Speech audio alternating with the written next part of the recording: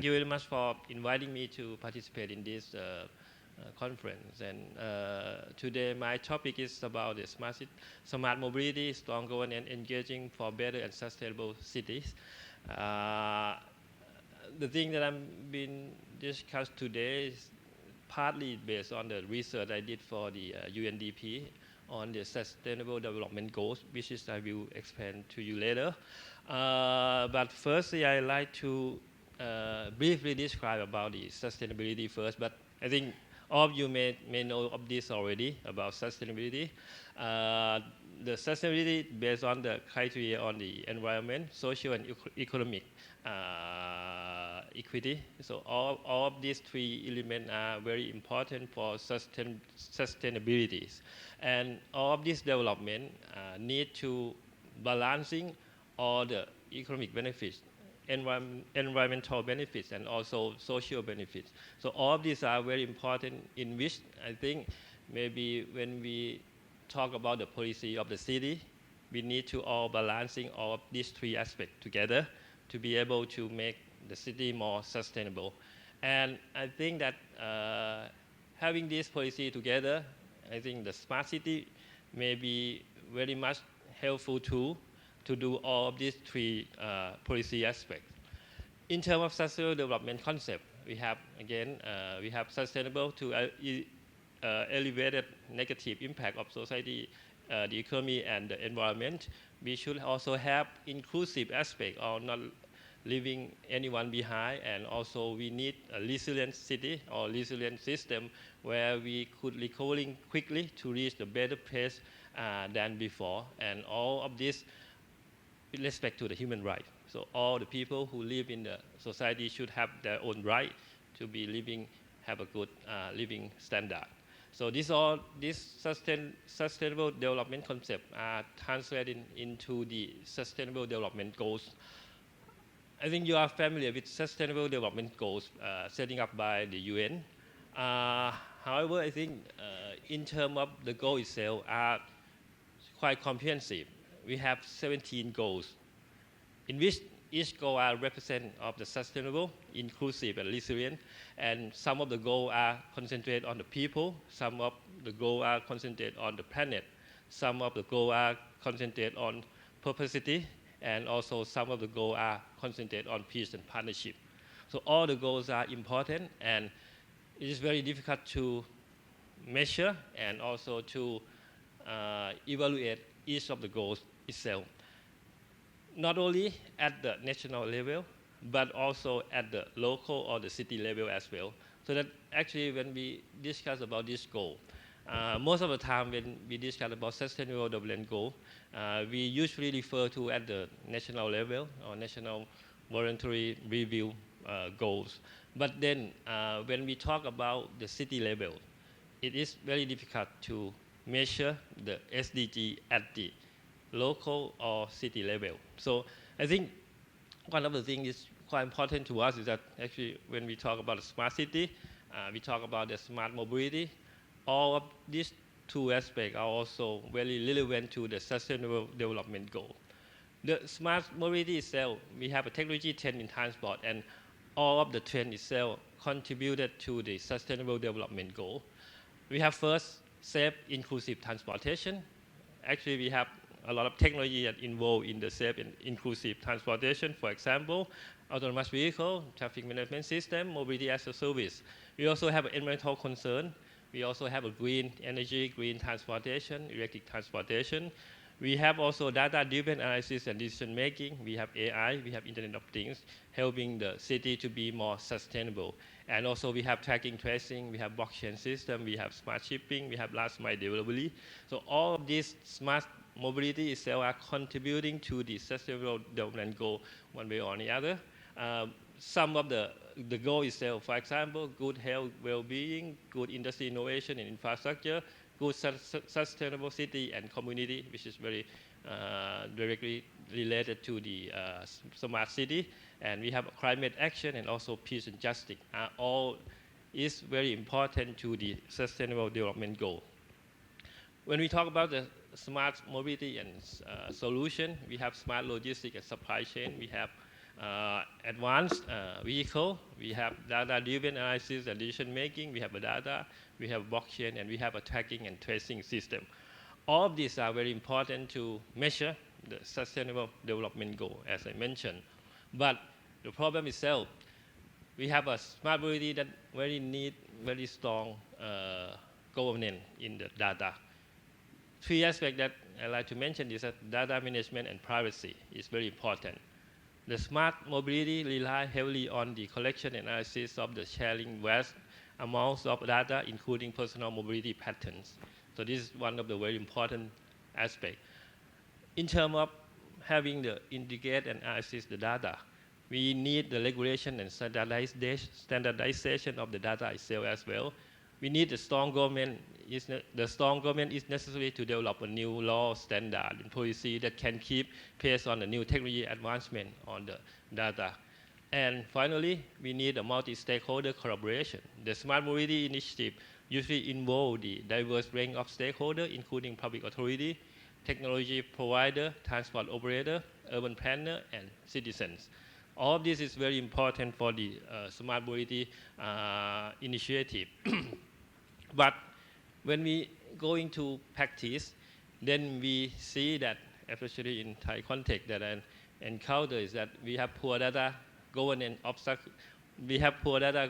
which is obstruct the smart mobility ambition.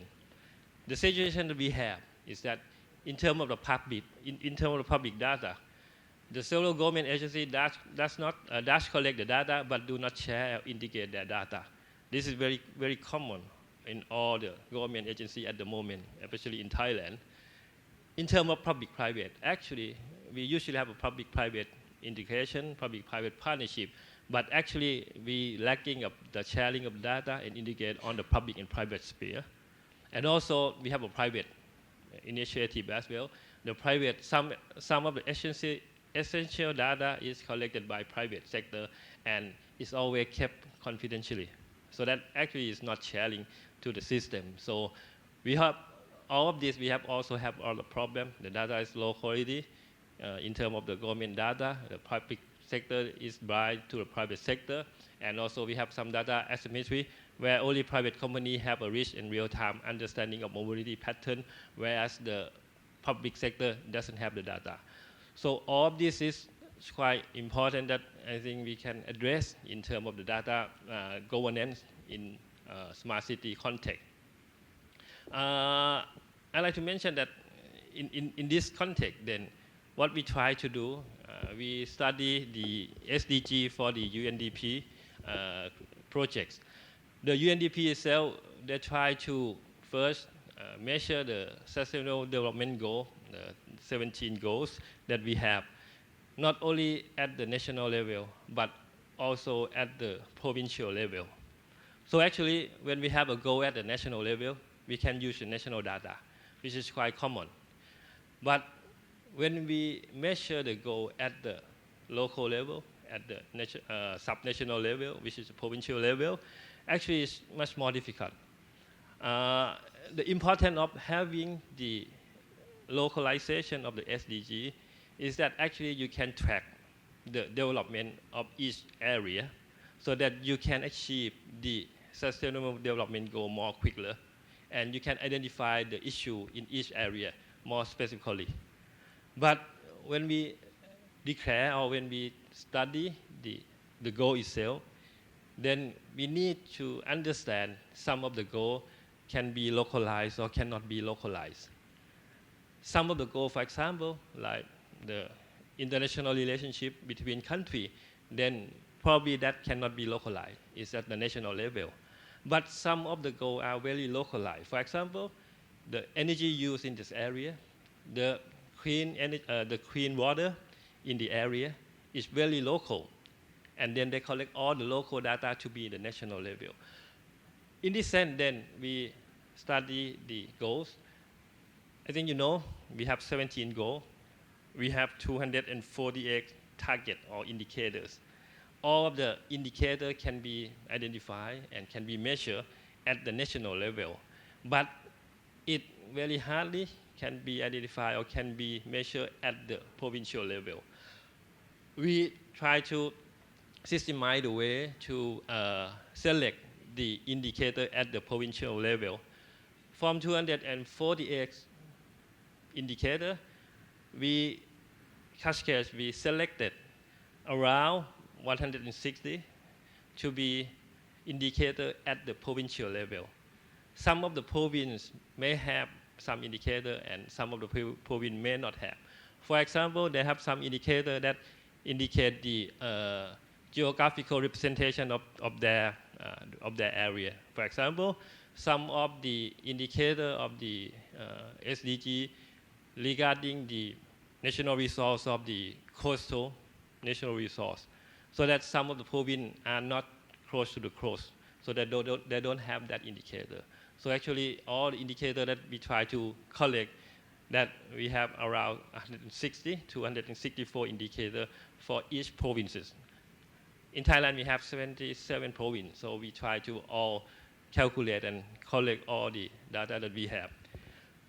The example, so once we have the collect the data, then we, into the process, we try to have the stakeholder engagement that help to improve the data sourcing.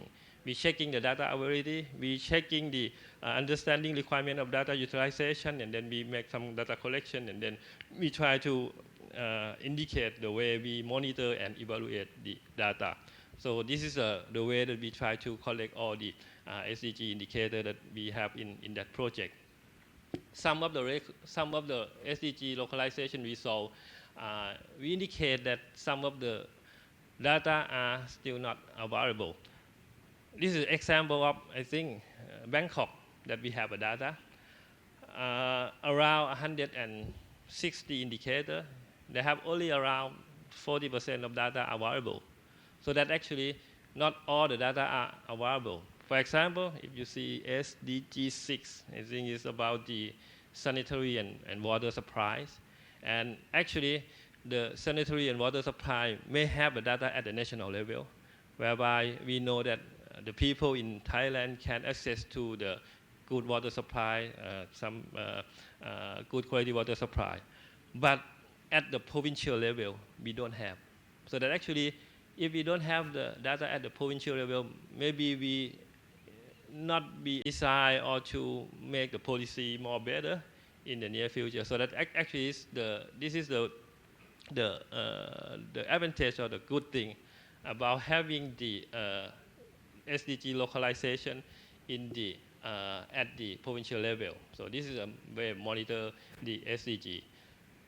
Some of SDG indicator data reflect the smart mobility situation as well. For example, we have SDG 3.6.1, which is death rate due to the road traffic injury. In Thailand, we have developed this data for quite more than 10 years already, and we have a road traffic accident data well integrated to an open platform, making monitor and evaluation of road traffic fatality possible. So this is a good example of the good data. But if we see the SDG 11.2.1, the portion of the population that has convenient access to public transport by sex, age, and person with disability, this indicator is very important for the city development. But actually, this data is not available at all, at any level. So we don't have that.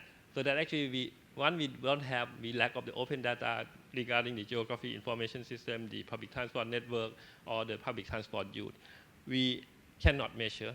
This is quite crucial for us that I think in the future that some of the data we need to be more transparent and then make the effort to collect all the data and put it on public. So this is some of the example.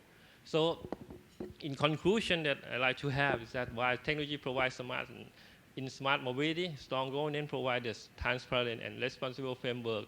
Within this, the innovation can truly be benefit the society. So I think that what we try to mention is that having the data and having the transparent data will benefit the way we work on the smart city in the future. So thank you very much for your attention.